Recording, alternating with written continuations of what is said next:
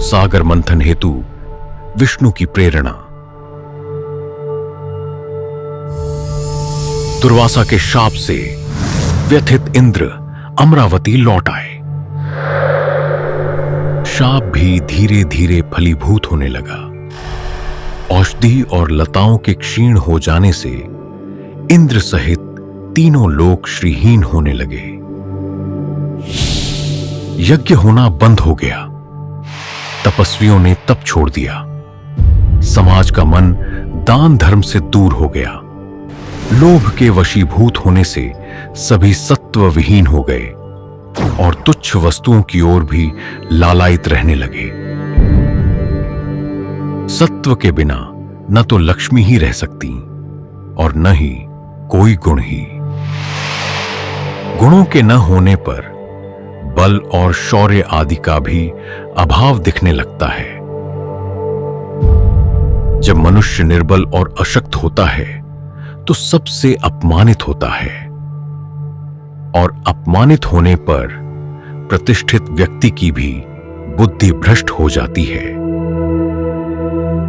दुर्वासा के शाप की चर्चा में श्रीहीनता का पूरा एक क्रम दिया हुआ है। सबसे पहले औषधि और लताओं का नाश कहा गया। वास्तव में हरियाली ही धरती की श्री अर्थात शोभा है। फिर औषधि शब्द का प्रयोग दवा और फसल दोनों को ही अर्थ देता है। खेती नहीं फली तो यज्ञ होने का सवाल ही नहीं रहा, क्योंकि हवन सामग्री में प्रायः सभी कृषि उत्पाद ही होते हैं। जब लोगों को खाने को ही नहीं होगा तो वो दान कहाँ से करेंगे।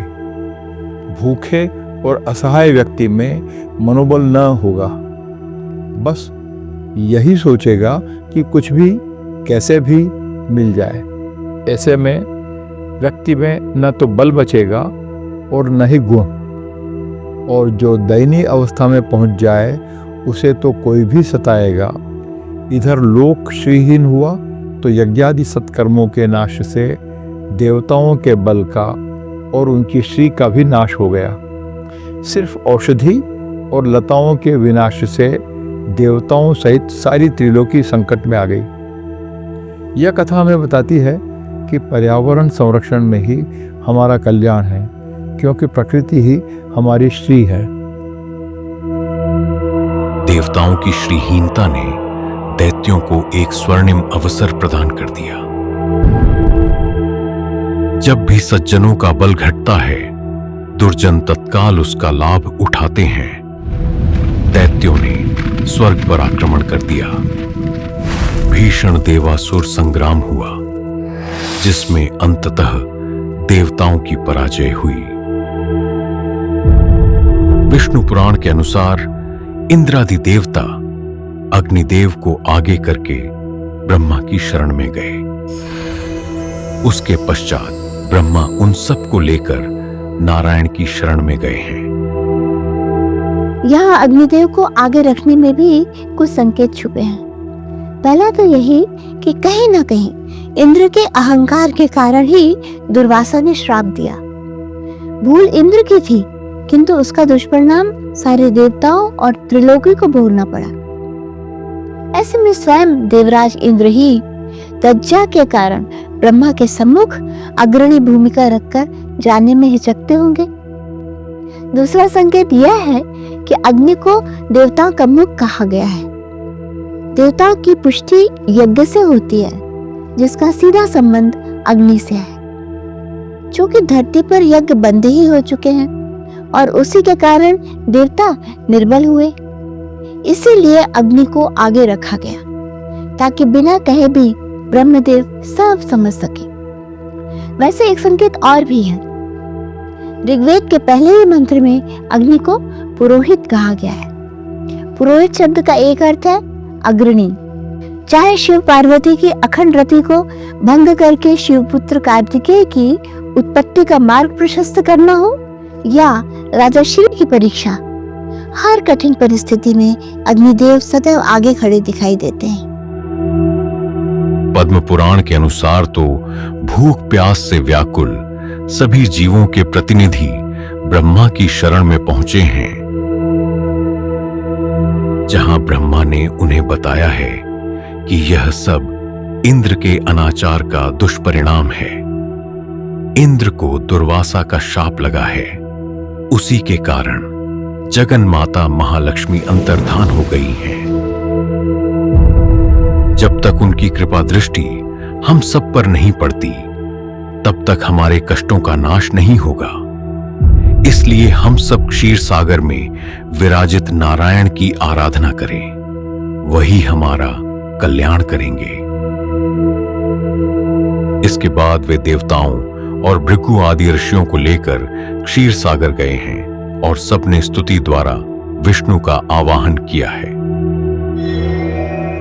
भागवत के अनुसार सभी वैकुंठवासी नारायण अवतार अजित की शरण में गए हैं। यहां भी सीधे सीधे भगवान अजित के दर्शन नहीं हुए हैं, अपितु पहले देवगण ने उनकी स्तुति की है। मत्स्य पुराण के अनुसार भी देवता पहले ब्रह्मा की शरण में पहुंचे हैं, किंतु वहां उनका कारण लोक की श्रीहीनता नहीं है, अपितु वे शुक्राचार्य की मृत संजीवनी विद्या से त्रस्त हैं।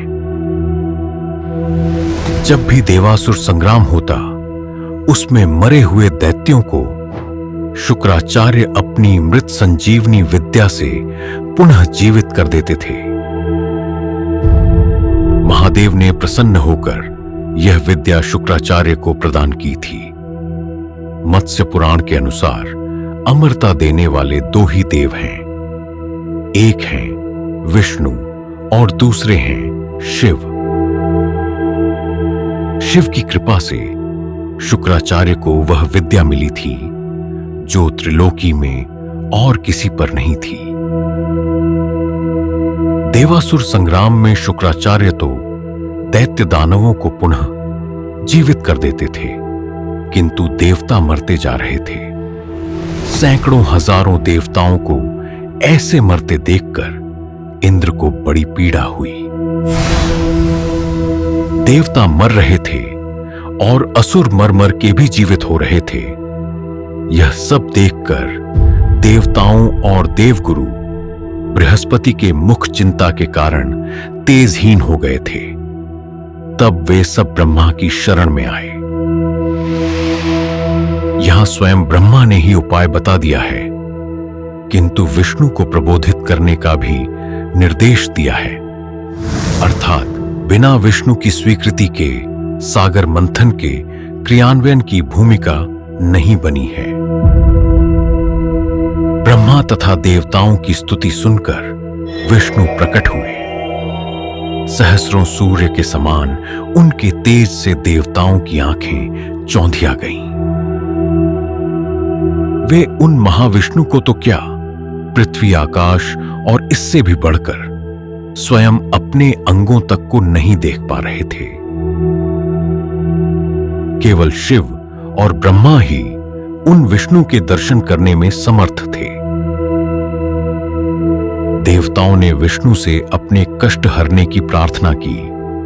तब उन नारायण ने देवताओं को सागर मंथन करने का आदेश दिया।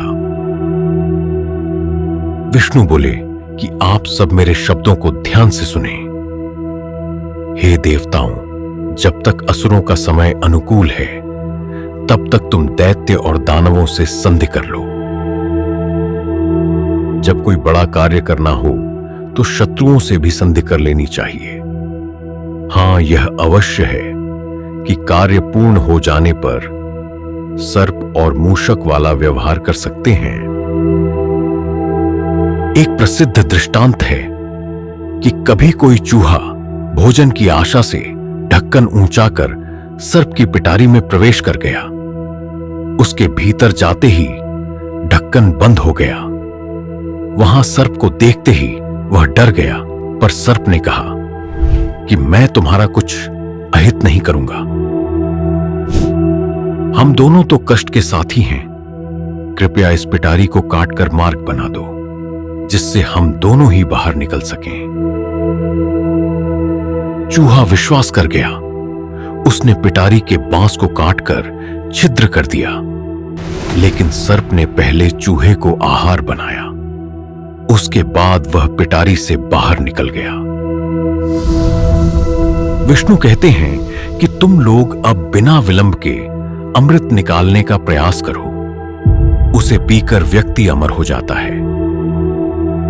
पहले क्षीर सागर में तृण, लता, औषधि आदि सभी प्रकार की वनस्पति डाल दो। फिर मंदराचल को मथानी तथा वासुकी नाग को नेति बनाकर मेरी सहायता से सागर मंथन करो। विश्वास रखो कि दैत्यों के भाग्य में केवल श्रम और क्लेश ही रहेगा, फल तो तुम लोगों को ही प्राप्त होगा। असुर तुमसे जो भी कुछ मांगे सब देना स्वीकार करते जाओ। शांति से सब कार्य सिद्ध हो जाते हैं। क्रोध करने से कुछ नहीं होता। किसी भी वस्तु का लोभ मत करना और न ही इच्छित वस्तु के न मिलने पर क्रोध ही करना।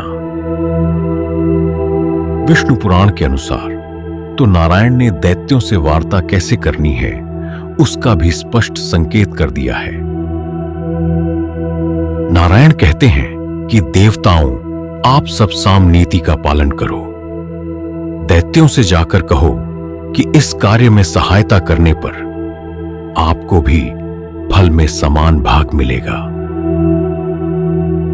विष्णु ने सागर मंथन की प्रेरणा तो दे दी, किंतु देवताओं ने उसे किस प्रकार संपादित किया, कार्य में आगे और क्या क्या अवरोध आए और कैसे हरिकृपा ने सबका निवारण किया, इन्हीं चर्चाओं के साथ शीघ्र भेंट करते हैं अगले अंक में।